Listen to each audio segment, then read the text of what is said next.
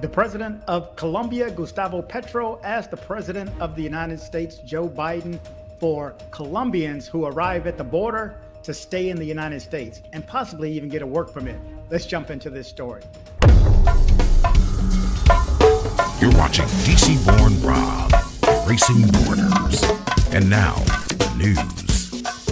The Colombian government asks for another immigration benefit to the U.S. for Colombians. What is it about?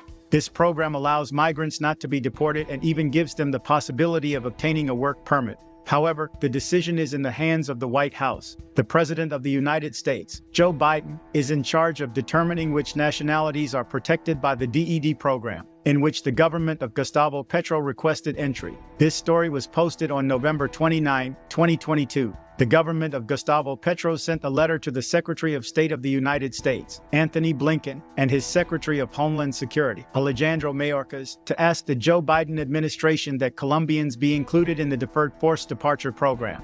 This format, known as DED for its acronym in English, Deferred Enforced Departure, is an initiative of the White House to protect migrants from certain nations who arrive in North American territory irregularly seeking protection. Currently, this benefit only applies to citizens from Liberia and Hong Kong, for whom the program is valid until June 2024 and February 2023, respectively. The DED is different from a temporary protection statute, which is the other benefit that the Colombian presidency is requesting, and whose processing would take longer than the officialization of a possible DED. If the Joe Biden administration agrees to welcome Colombia and Colombians into that program, the door would be opened so that compatriots are not returned upon arrival in the United States. Even those who have the DED are given a work permit for a short period that allows them to regularize until the situation in their country of origin improves. Our objective is that our people can return to Colombia in a dignified manner, if they wish, or adjust their immigration status in the United States, if they have the legal means to do so, reads the letter from the Petro government to Casablanca, which was signed by the Colombian ambassador to the United States, Gilberto Murillo. For now, it is only a request, and it is in the hands of the democratic government to accept or not the proposal of the Casa de Nariño.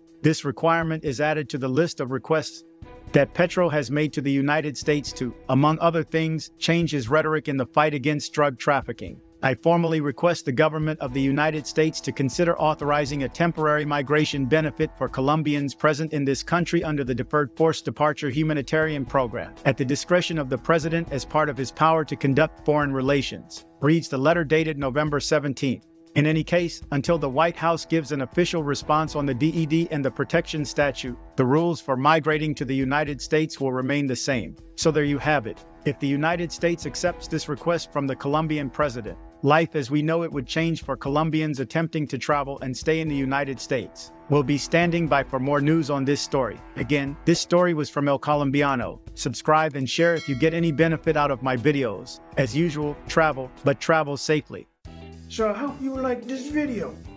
If you did, make sure you go down and hit subscribe. And definitely like. It helps that YouTube algorithm. You know what I'm talking about? See what I'm saying? Headed to Medellin, Colombia? See my guy Andres with Nomad Travel for safe airport pickups and drop-offs and tours. Contact information in the description below. We have a YouTube channel. Like it.